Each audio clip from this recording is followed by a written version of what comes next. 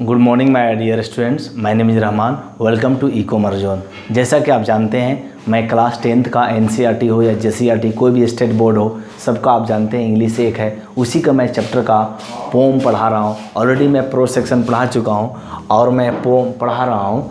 तो आप e-commerce zone को काइंडली लाइक करें, सब्सक्राइब करें, शेयर करें और जितना ज़्यादा लोग को शेयर करें और इसके बारे में बताएं, क्योंकि आपको यहाँ पर अकाउंट, बीएमटी, इकोनॉमिक्स और इंग्लिश आपको मिलता है। ओके, तो चलिए बिना देर किए डायरेक्ट सीधे चलते हैं। मैं yesterday I was teaching you fire and ice. This is a very important poem. It is written by Robert Frost. Already मैं इसका कहानी बता चुका हूँ, लेकिन मैं एक मिनट कहानी बता देता हूँ।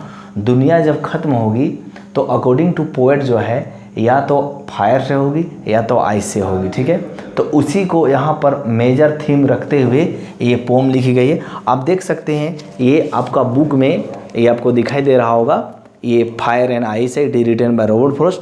तो मैं ये जो क्वेश्चंस है 1 2 3 इसका मैं आंसर बतलाने का प्रयास किया हूँ और मैं आपको लाइन बाय लाइन डिस्कस भी करूँगा। और उम्मीद करते हैं अगर ये क्वेश्चंस आती है 2 या 3 क्वेश्चंस मैं लिखा रहा हूँ, पक्का अगर क्वेश्चंस पूछे जाएंगे इस चैप्टर से तो एक क्वेश्चंस पक्का पूछा जाएगा जो मैं 3 लिखाऊंगा, उससे ज़्यादा कोई भी क्वेश्चंस नहीं पूछे जाएंगे। ओके, तो आप ध्यान से देखेंगे, ये मैं क्वेश्चंस लिखा हूँ 1 2 3। There are 3 respectively 3 questions. मैं क्वेश्चंस फर्स्ट लिखा हूँ thinking about the poem. Poem के बारे में सोचिए। There are many ideas about how the world will end. देखिए, इसमें 3 से 4 क्वेश्चंस किए गए, ध्यान दीजिएगा। ये आपका हो गया पार्ट 1। ओके, यहाँ तक आपका हो गया, यहाँ से यहाँ तक क्या हो गया आपका पार्ट 1। ओके, हो गया। तो पार्ट 1 का मैं आंसर दूंगा। इसी तरह से आंसर डाइसेक्शन मेथड से दिया जाता है, तोड़ तोड़ के दिया जाता है। आप एक बार में देखेंगे सर इतना लॉन्ग क्वेश्चन है तो मैं आंसर कैसे दूंगा। डोंट बी पैनिक, पैनिक होने की ज़रूरत नहीं है। सबसे पहले आपको हाफ हाफ करना है, ये कर दिए। Do you think the world will end someday. दूसरा करता है, पहला को मैं मीनिंग समझा रहा हूँ। There are many ideas about the world will end. बहुत सारे विचार होते हैं। कोई बोलते हैं कि धरती जब मतलब अर्थक्वेक आएगी तो ख़त्म हो जाएगी, वोल्केनो एरप्शन होगा तो ख़त्म हो जाएगी। कोई बोलते हैं कि जब बहुत जो ज़्यादा लोग पाप करने लगेंगे दुनिया क़यामत के दिन हो जाएगी। ठीक है, क़यामत माने डूम्स डे हो जाएगी।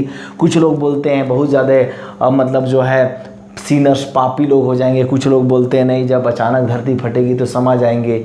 इस तरह का बहुत मैथोलॉजी और बहुत सारे मतलब आइडियाज़ हैं। लेकिन आपको बोलता है कि बहुत सारे आइडियाज़ है। ठीक है, तो आपको क्या लगता है, do you think the world will end someday. आपको लगता है कि ये धरती जो है, ये जो आप जानते होंगे, इसको हम ब्लू प्लैनेट भी बोलते हैं, इस धरती को, पृथ्वी को, जहाँ पर water and oxygen and atmosphere है और बाकी बात किसी प्लैनेट में नहीं है। तो कहता है क्या ये ख़त्म हो जाएगी एक दिन। Next question, have you ever thought what would happen.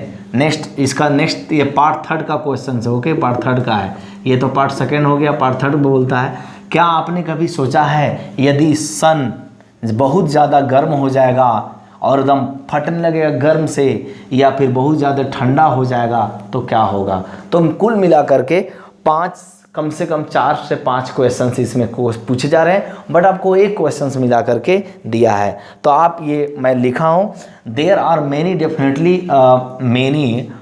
Definitely many ideas about how the world end. इसका मतलब हुआ, हाँ ये बात सही है कि बहुत तरह के आइडियाज होते हैं कि दुनिया ख़त्म हो जाएगी, दुनिया तबाह हो जाएगी।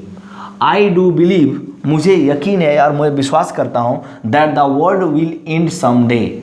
मुझे यकीन है कि कभी न कभी तो दुनिया ख़त्म होगी। जैसे दुनिया जन्म हुई थी आज से 10 साल, 10 लाख करोड़ वर्ष पहले दुनिया का जब जन्म हुआ, उस समय कोई मानव नहीं था। धीरे धीरे मानव सभ्यता, सिविलाइजेशन का विकास हुआ। आप जानते होंगे, as you read in history, आप इतिहास में पढ़े होंगे। तो कहता है that the world will end someday, ख़त्म होगा। As anything that has a beginning will have an end. तो कहता है, याद रखिएगा, जैसे मैं आपके सामने रहमान सर खड़ा हूँ, you know my name is Rahman sir, तो कन्फर्म है मेरा जन्म हुआ है तो मेरा मृत्यु होगा। उसी तरह से आपका भी जन्म हुआ है तो आपका भी मृत्यु होगा। कोई गांव जब जन्म लेता है तो विनाश नहीं हो जाता है, उसका रूप दूसरा हो जाता है। तो याद रखिएगा, इसी तरह से कोई पेड़ पौधे जन्म लेते हैं तो मृत्यु को प्राप्त करते हैं। जंगल जितने भी है सब मृत्यु को प्राप्त करते हैं। इसका मतलब हुआ कि जितने भी प्लांट किंगडम, एनिमल किंगडम जो है वो सब एक दिन मृत्यु को प्राप्त करते हैं। तो यही कहता है कि जो चीज़ की शुरुआत होगी तो कन्फर्म उसका एंड तय है, यानी अगर जन्म है तो मृत्यु, एक सिक्का के दो पहलू है। ओके, नाउ नेक्स्ट इसका मैं आंसर दिया। नेक्स्ट में क्या बोलता है, this stand for true world also, और ये सच है और ये रियल में दुनिया होता है, रियल में दुनिया होता है। आप देखते होंगे कितने लोग आपके सामने से गुजर जाते हैं, कितने लोगों का जन्म हो जाता है। If the sun got, next का क्वेश्चन बोलता है इफ़ द सन, उसका आंसर मैं लिखा हूँ, if the sun got so hot, यदि सूर्य बहुत ज़्यादा गर्म हो जाती है, that it burst the whole of the earth, और ये जो है बहुत ज़्यादा गर्म हो जाती है तो कन्फर्म है, गर्म होने से भी कोई चीज़ टूटती है, फटती है, तो बहुत ज़्यादा टूटेगी, फटेगी। और वुड पेरिस का मतलब डाई हो जाएगा और ये मर जाएगा, मतलब ख़त्म हो जाएगा। क्यों? क्योंकि आप जानते हैं ना, आप मान लीजिए फर्नेस मतलब भट्टी होता है, ईंटा के भट्टी में अगर कोई आदमी को डाल दीजिए या कोई जीव जंतु को डाल दीजिए तो क्या होगा, कुछ ही सेकंड में मर जाएगा, कुछ ही मिनट में मर जाएगा। तो वैसे ही होगा, बहुत ज़्यादा गर्म होगा तब भी मरने का संभावना है एक संभावना, क्या मरेगा।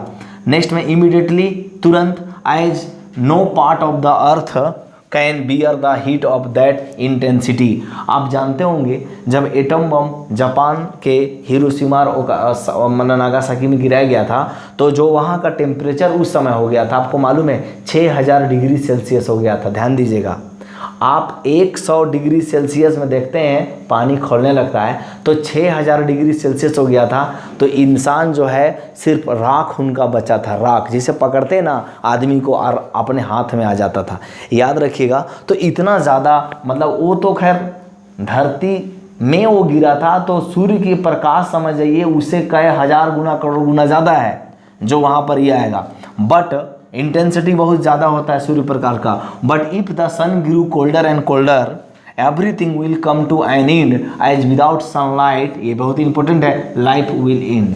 अब दूसरा क्या कहता है कि यदि सन जो है बहुत ठंडा होने लगेगा, ठीक है, मतलब ठंडा देने लगेगा, तो याद रखिएगा आपको मैं बता रहा हूँ पूरे दुनिया में 70 से 80 नहीं, पूरे दुनिया में 90% जो बीमारी होती है ना, सनलाइट नहीं मिलने के कारण होती है। ये आम इंसान का भी मैं आपके जीके के लिए मैं पढ़ा रहा हूँ, जीके नॉलेज आपको बढ़ा रहा हूँ, क्योंकि ज़्यादातर बीमारी सनलाइट नहीं मिलने से होता है, जिससे आप त्वचा का प्रॉब्लम होता है, ठीक है। बहुत सारे जो जर्म्स होते हैं वो मरते हैं, कब? जब आपका हीट वहाँ पहुँचेगा तब ना। अब हीट नहीं पहुँचेगा तो कंफर्म है कि वो एरिया ठंडा हो जाएगा, उसके बाद जर्म्स वगैरह बहुत ज़्यादा हो जाएंगे, तो कोल्डर एंड कोल्डर मन हो जाएगा, तो इससे क्या होगा, वहाँ पर भी जीवन क्या होगा, मुश्किल होगा। इसलिए आपने देखा होगा नॉर्थ पोल या साउथ पोल में जीवन संभव नहीं है, क्योंकि बहुत ज़्यादा वो कोल्डर एंड कोल्डर एरिया है, ठीक है। तो ज़्यादा गर्मी में भी जीवन संभव नहीं है और ज़्यादा ठंडा में भी जीवन संभव नहीं है। तो इसका मैं आंसर पूरा तरह से मैं 1 to 1 करके समझाया हूँ। नेक्स्ट क्वेश्चन बच्चे देखेंगे, फॉरेस्ट के लिए यानी रोबोट ली फॉरेस्ट के लिए what do fire and ice stand for. Fire और आइस का क्या मतलब, हालांकि मैं इसका एक्सप्लेनेशन पहले कर चुका हूँ। काइंडली कुमार जोन में जाके आप 10th क्लास का जो प्लेलिस्ट बना उसमें आप देखेंगे तो पता चल जाएगा। But again I have written this answer. Fire stand for greed माने लालच, ग्रीड माने लालच। देखिए यहाँ पर मेटाफोरिकली या सिम्बोलिकली ये बोला गया, लालच को बोला गया। एवरेज का मतलब होता है बहुत ज़्यादा लालच, ठीक है ना।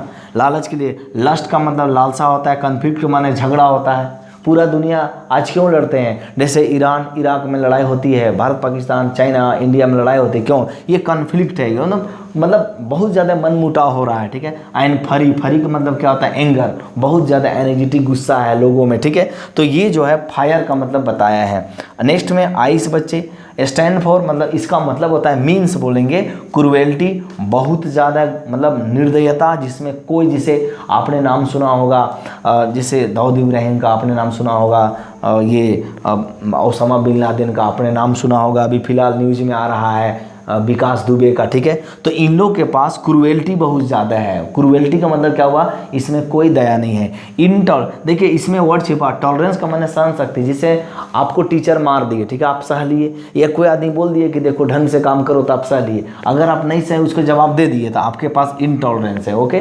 तो इनटॉलरेंस भी जानते हैं असहिष्णुता मतलब सहने की क्षमता नहीं होना।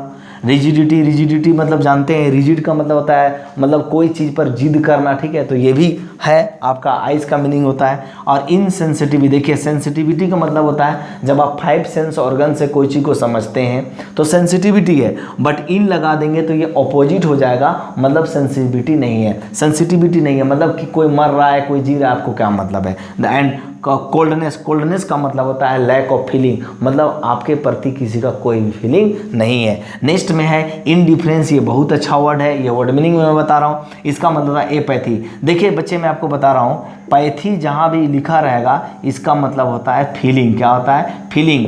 और जानते होंगे एन एंटो इस तरह के जितना भी चीज़ रहेगा इसका मतलब उल्टा होता है, ऑपोजिट होता है। ओके, तो इसका मतलब हो गया आपका डिफरेंस, मतलब अलग चीज़ है, बट इन डिफरेंस को मीनिंग दे देंगे तो एपैथी मतलब जिसके पास बिल्कुल फीलिंग नहीं है, ना पॉजिटिव ना नेगेटिव।